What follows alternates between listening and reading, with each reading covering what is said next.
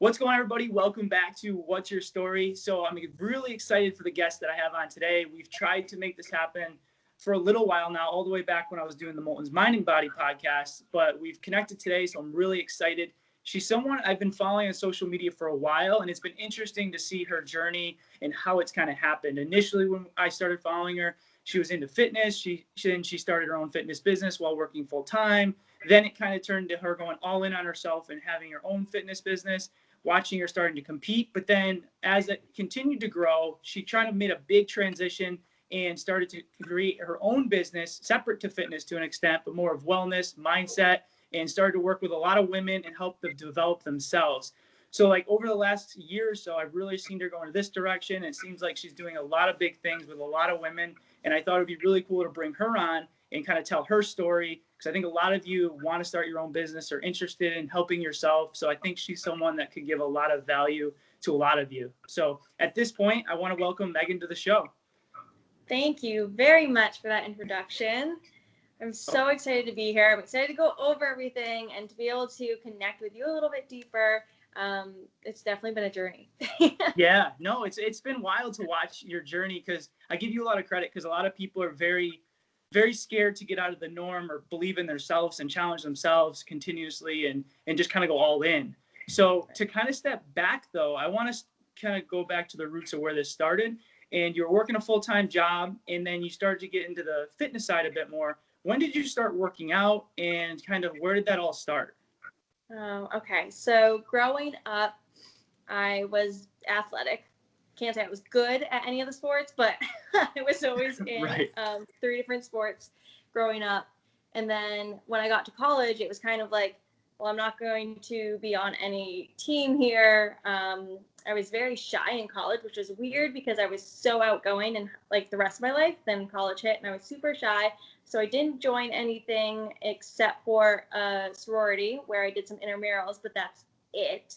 And I decided I wanted to start running. So I started my journey with fitness on my own, besides being on the team, in running. And the truth is I ran because I didn't like my body and I wanted to escape. I didn't enjoy it that much. I like made myself believe that I enjoyed it. It's like, this is great.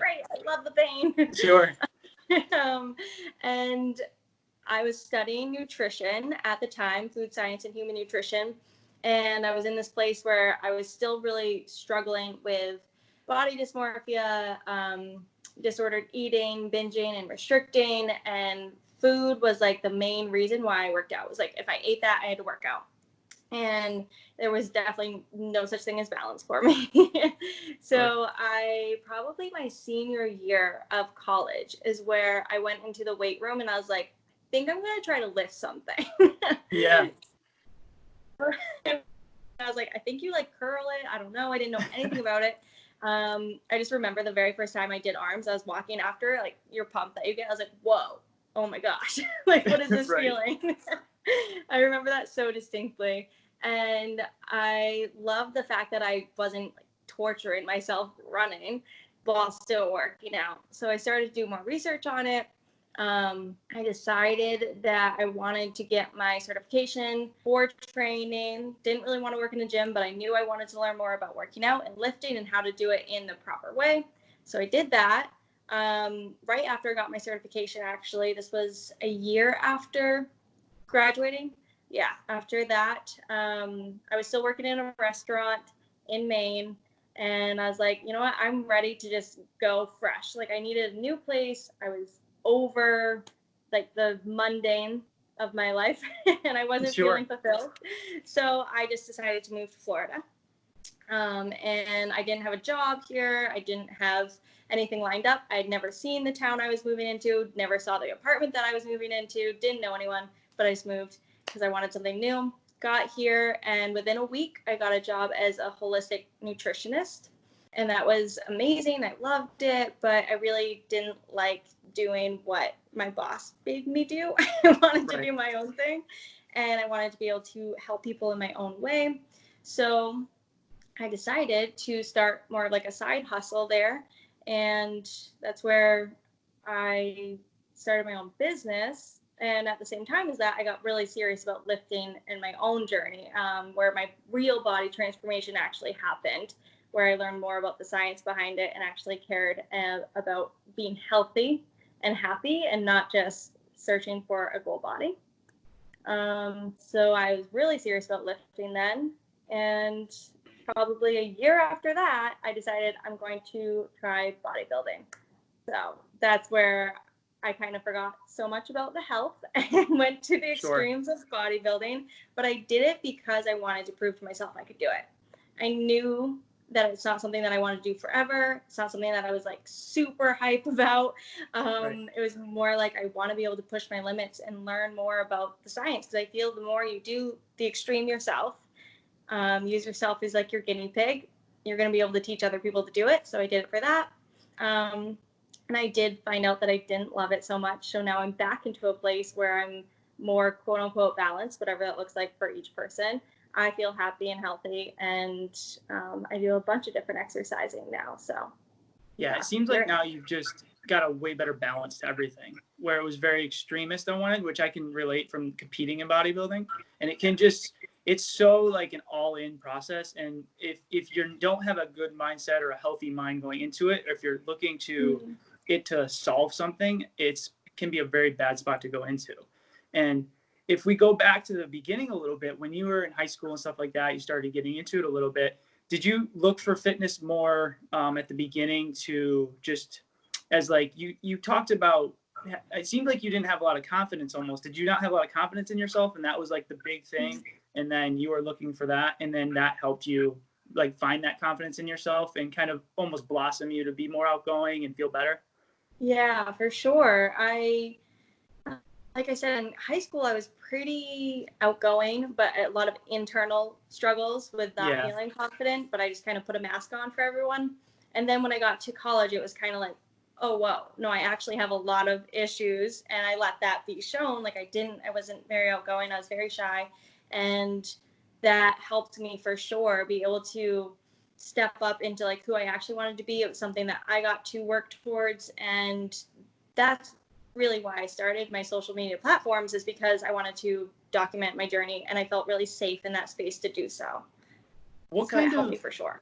Yeah, I mean, so at first, I feel like a lot of people deal with this, especially you start to get more confidence, but maybe there's the insecurity of like your platform's going to 90 plus thousand people. At the beginning, like, was there a feeling of like no one's gonna like what I'm doing? You're scared to put out your information, and did you get like pushback from other people, or like, what are you doing? Why are you doing this? For sure. Yeah. Yeah. I being the fact that like I moved to Florida, and after I moved to Florida, that's when I really started. Like I had an Instagram, I had social media, but I wasn't really utilizing it at that time. But then when I moved to Florida, I was kind of like, oh, I'm alone here, and social media is kind of like a connection to the world. So when I first started actually really getting big and sharing my open heart on social media, it was scary because I didn't know who was going to be watching, but I never really felt like, oh, no one's going to watch, because I started because I needed it for myself, not to get seen by other people. It quickly became really exciting when I got people connected and I got to be able to talk to other people. But I definitely got made fun of a lot. I definitely got, bashed on and talked negatively about. And to this day, I know people from my past are still talking about it. So it's something you just deal with. Yeah, there's always going to be people that are going to question you, especially it's one of those, even when you make it, like there's never, people are so, a lot of it's just the people are so unhappy with themselves. They want to bring people down. They want to like make people not feel good, even when people are doing good things, because they're just, a lot of it's the jealousy and not being happy with their own lives. For sure. It's sad to say. So you went to college. I just found out this for the nutrition, dietetic nutrition, like, so that side, when did, so obviously, did you go into the nutrition side because you just wanted to learn more, because you started to find that passion for it? I remember sitting in my guidance counselor's office, and I was like, I don't know what I want to do.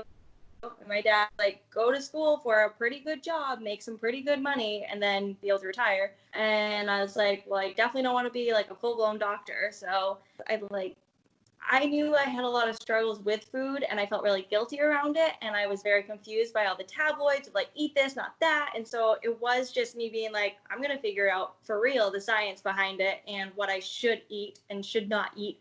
And a lot of it was led by my disordered eating and a little bit of excitement to learn more. Gotcha. So it was really just to help yourself a little bit more than anything. Yeah. Mm-hmm. So when after high school, so you didn't go into a nutrition field right away? Nope. I worked in a restaurant for a year and a half after I graduated. Okay. And was that the job that you were working full time and then decided to make that transition point into doing your own fitness? Or how did that, or what job were you in? And how did you make that decision to finally commit to going from part-time to that to like a full-time commitment? Yeah. That was a job. I was working as a nutritionist here in Florida, and I don't really know. I just know that every single day I was like, I don't want to go to work. I don't love doing something for someone else. And I love working on my business. The side hustle that I started to build was really fulfilling for me. And I wanted to be able to show up on Instagram when I wanted to show up and, you know, post and share and connect with people and not get caught on my phone as I was like by my desk. Right. And have the freedom and time to do more. So I just decided, I think it's going on my 3rd year now of having my own business. What were I mean, you obviously had to have some like fears, or maybe you were just like, you loved what you're doing so much, but because there's so many people, I think there's a ton of value in what you did and what you talked about, because I think a lot of people are settling for what maybe their parents wanted them to do or what they were brought up to supposed to do. You go to your typical job, your 9 to 5, which there's nothing wrong with that. Like, I have a high respect for that. If that makes you happy, I'm pumped for you. But there's a lot of people that are scared to do something out of the norm because they need their life figured out at 18, 22, 30. So was it a hard decision for you to do it? And like, did you have either friends or family like, what are you doing? Like, this is a bad decision for you? Yes, it was a hard decision in the sense that there's no security. And right. I remember the first business coach that I hired was $7,000. I didn't even have like $200 consistently in my checking and savings. So I was like, how am I going to do that? But there was just something that, like, my burning desire to get out of the pain that I was in of working in a job that didn't fulfill me was so much stronger than any fear or doubt. And it's just like I moved to Florida when I was ready. I just did it. Like, when I'm ready to do it, I'm going to just do it. I won't sit too long, or else no one's going to act if you sit in the like misery of unknown for too long. And I knew that, like, the question I always ask myself is, what's the worst that's going to happen? It doesn't work out, and I go find another job. I wasn't making, you know, $100,000 a year at this current job. So I was like, it's fine if I need to find a new one. Right. Like, you always can go back to that job. I think that's the misconception of a lot of people, is it is scary and you have to be all in. Like, it's a lot of people talking, you got to work almost twice as much to make the same amount at the beginning just to get to that point. But you got to love it. But yeah, I just think there's so much value in just doing it. Like, what's the worst thing that can happen, you know? And, so you go all in on your business. Initially, you start and it's very fitness based. I remember a lot of the content you're posting is like workouts, like nutrition stuff, like you're eating. And why did you go from all that to switching to more of like a wellness approach? You stopped posting as much content on fitness and more on just like helping other people, coaching other people, and going down that route. It became a point where after my bodybuilding show, I started to resent it a little bit. Fitness itself, like heavy, hardcore, I was not in a place of loving that. I took about 2 months off of the gym completely. I stopped tracking macros. And I felt almost like a fraud for being in such a negative space about it, trying to coach other women how you can be in a positive space about it.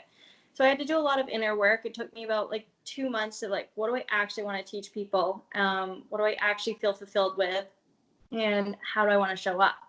And I knew that where I was going in my own personal health journey, like, I didn't want to be coaching people on how to get smaller necessarily.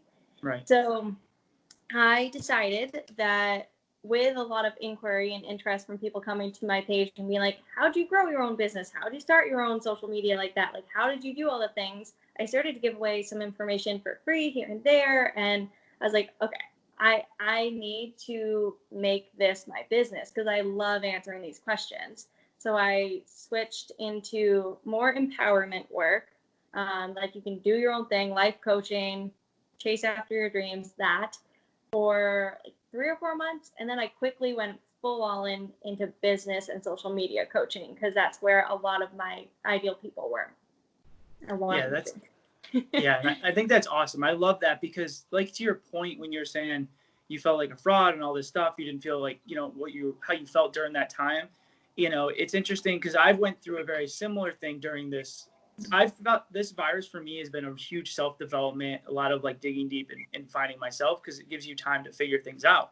So I can relate too, is for a lot of the time I was the bodybuilding guy, the fitness guy, and then injuries hurt me and I couldn't train, I couldn't work out, and I fell out of love, but I continued to post content like I was continuing to do that, but it wasn't what I wanted. I'm huge on the mindset, the nutrition, like pushing out of your comfort zone, like a lot of like positive stuff, motivational stuff. So like my page now is very that based, because I love that. Like I love working and pushing people to get out of that comfort zone and mentally work harder.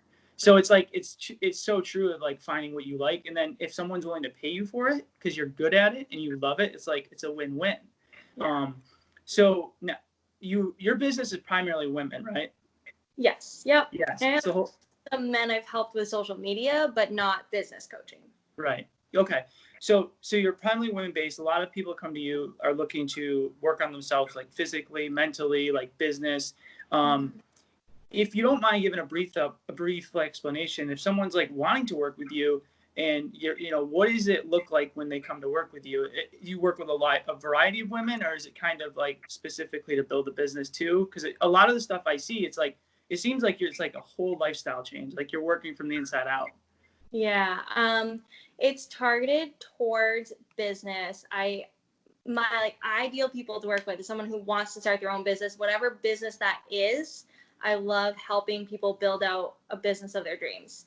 I do have some clients who really are like just super lost. They don't know what they want to do. They don't know if they want career-based, if they want their own business. They don't know. So I help those too, but I don't necessarily create content for that or go out looking for those people. Right. Apparently I just attract them. Yeah. And I love that, but I really, really am passionate about helping people scale their social media to start and scale their business, to get seen and connected. Yeah, that's awesome. So when if someone's looking, I'm curious, because I want to give some value in this side too, is I like the couple aspects. You like committing all into you're going into your own thing. I like that you started your own business and like it's blossoming and going well. But if someone's like trying to find themselves and they're not sure what they want to do, like, what advice would you give them to try to maybe find themselves, or like strategies to look into, maybe they are working at a job and they're trying to do their own thing to help them figure out what they want to do? Like, are there things that helped you in that process do that, if that makes some sense? Yeah, for sure. One, you have to commit to like wanting to get out of that space.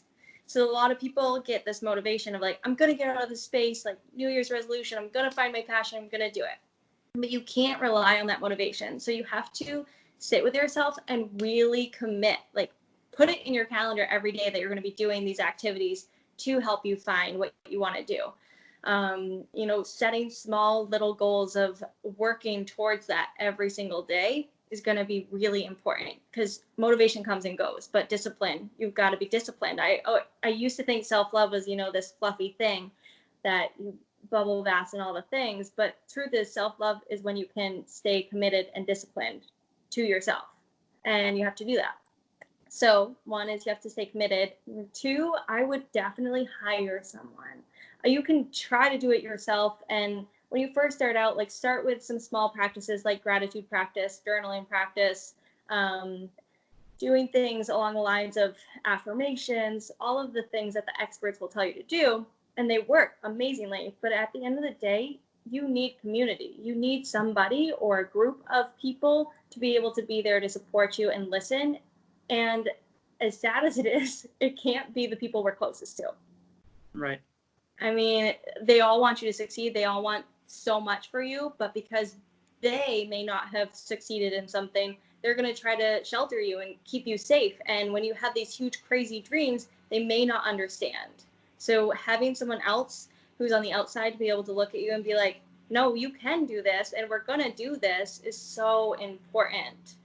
Having someone that has done what you want already.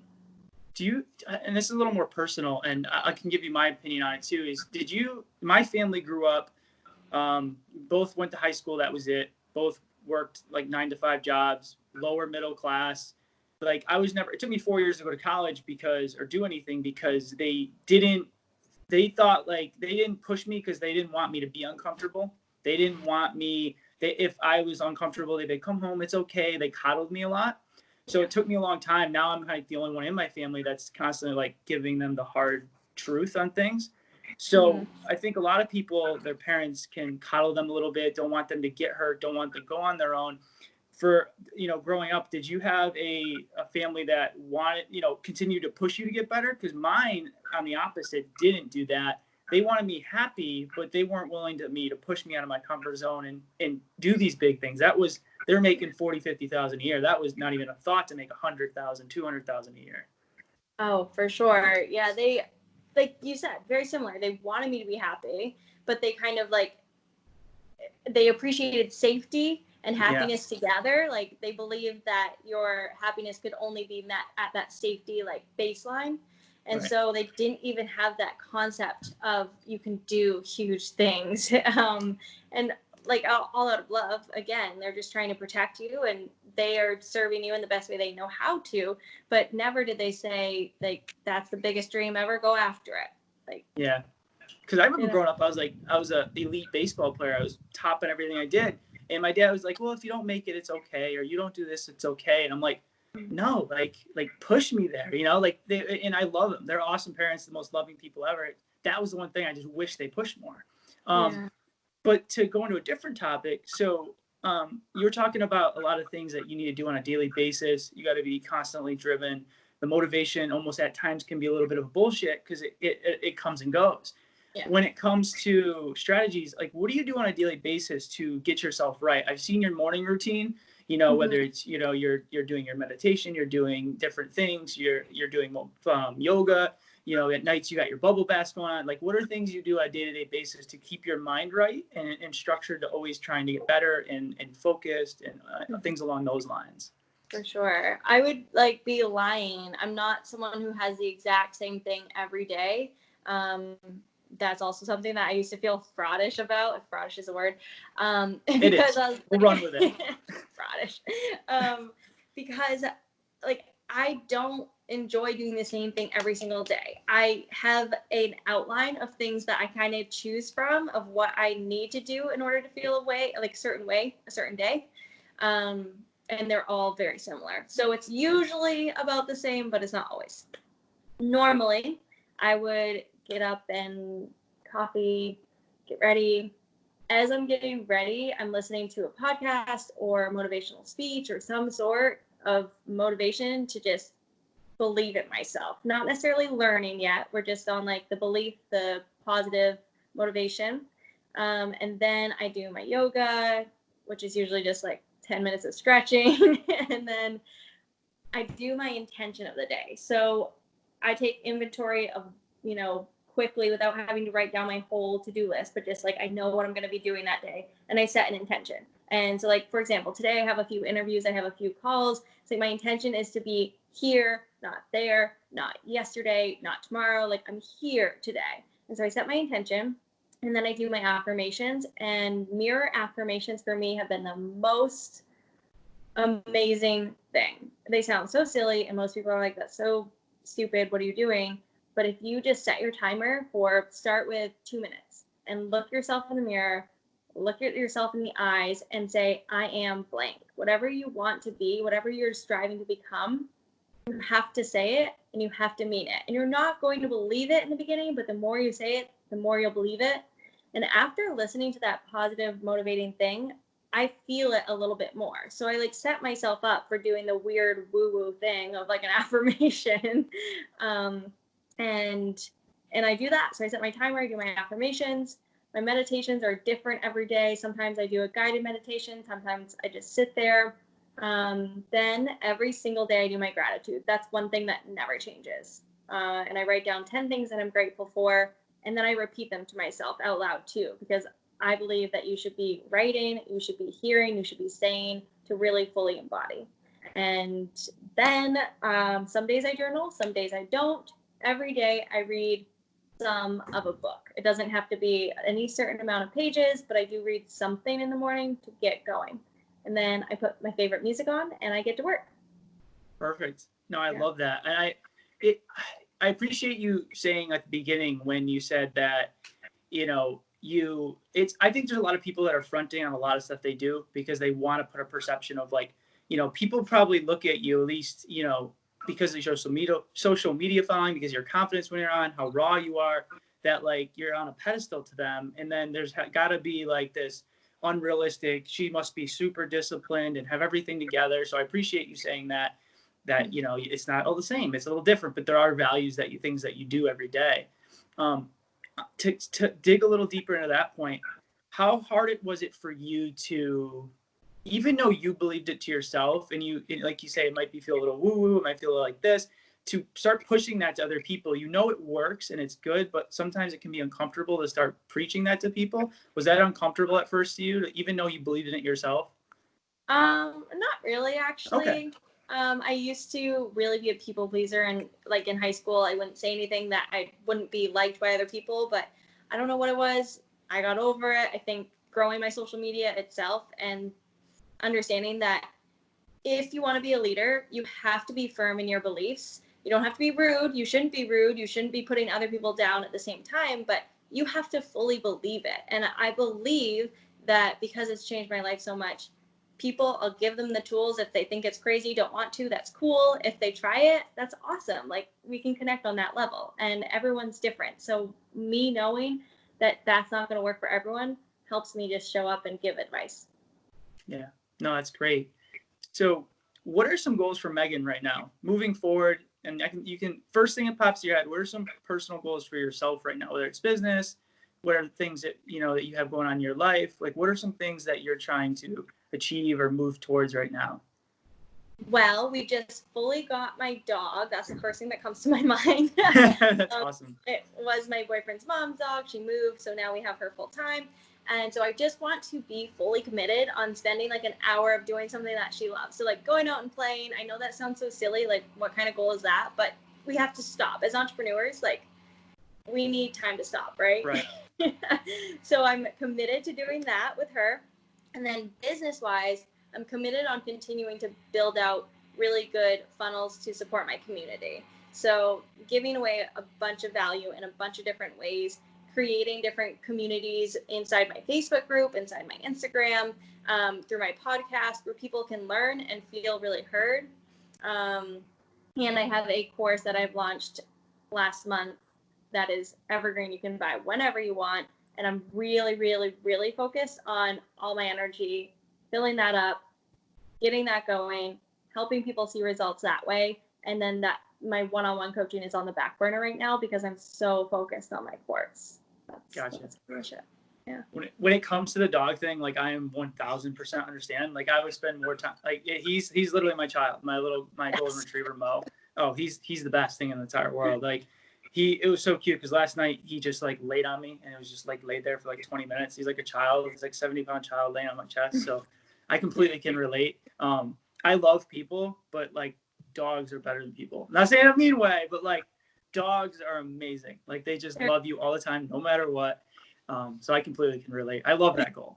Yeah. So I got like one or two more questions I want to ask. So if we go back a little bit, I want to see like, if someone, so I don't know how much, I guess I'll ask this first and the next question will play into it. A lot of people are struggling right now to, like, especially in this time, but like even before this, and I talked to a few people during this time because of this, and it made me think about it. And I feel like you could probably give some value. There's a lot of people that are put up a lot of fronts. They try to be someone who they're not to be, whether it's some of your clients or whoever. There's probably a lot of people that you talk to that are not confident with themselves, don't feel good about themselves. So, and maybe they feel closed off. Is there any advice you could give to someone that, or, maybe you have in the past, if you have seen this or dealt with it, that is struggling to feel good about themselves, or some advice you could give to someone that is maybe, looking to get out of a funk, especially at this time. And there's potential could be a lot of different things, but maybe just help them start to feel better about themselves and just start to move forward and get out of that. I always start with allowing yourself to actually feel the feeling. So many people are like, but I'm not supposed to be like this. I'm not supposed to feel that. I'm not supposed to say that or think that. And we get so mad at ourselves for being upset at where we are at. We're not supposed to. We're supposed to be happy. We're supposed to be going and doing things. Like, it's weird. Society says don't follow your dreams, but like if you don't follow your dreams, like what are you doing? Right. So we put all these limitations and beliefs onto ourselves. So I always tell my clients and people who come to me for advice on this, like, allow yourself to feel the freaking feelings. If that means you have to journal it out and get really raw with yourself, if that means that, breath work has been an amazing tool for me, that allows you to really connect back into your intuition and bring things up that maybe you're pushing away. Maybe you don't even know why you're feeling this way.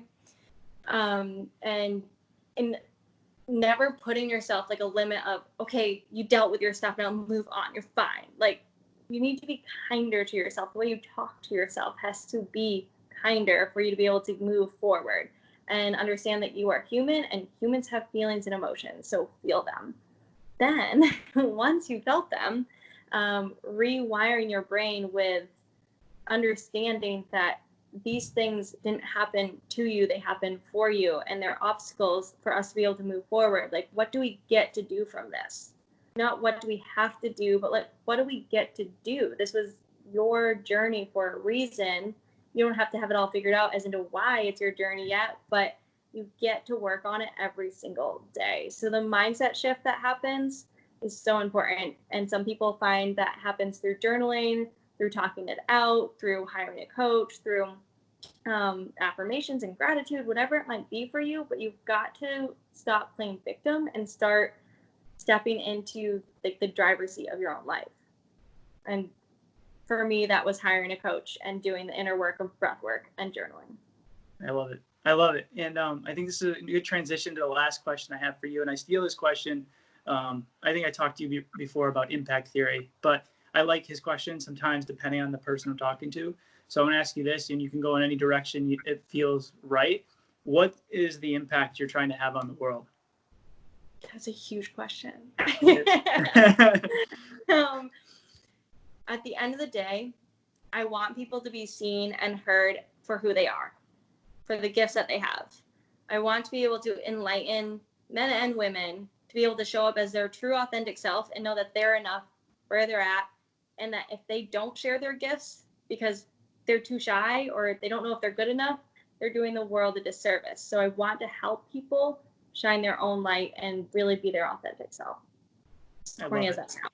No, it's not corny at all. I appreciate it. And I love and I appreciate how genuine you are from this interview or just the content you're putting out. And like, there's clips I see on your Instagram stories over, last years of you breaking down and being emotional and not scared to share that. And like bringing you to, these women that are insecure and seeing you on this pedestal of all these great things you're doing and bringing it down to a raw level of like, they can truly relate to you and see like, wow, like she does get us. And I think that's why you've done so well, because you're willing to be vulnerable. You're willing to connect with them at a deep level and never think that you're better or above them, which just shows that there's that connection. And you can see that you're doing it for the right reason. So no, I appreciate you doing that. And I think it's obvious why people are drawn to you in that side. So that being said, I want to thank you for coming on, telling your story. And there's no doubt in my mind, at least, whoever does watch this, we'll either connect with you. I wouldn't be surprised if them reach out to you, because I think you give a lot of value to a lot of people. So I want to thank you for coming on.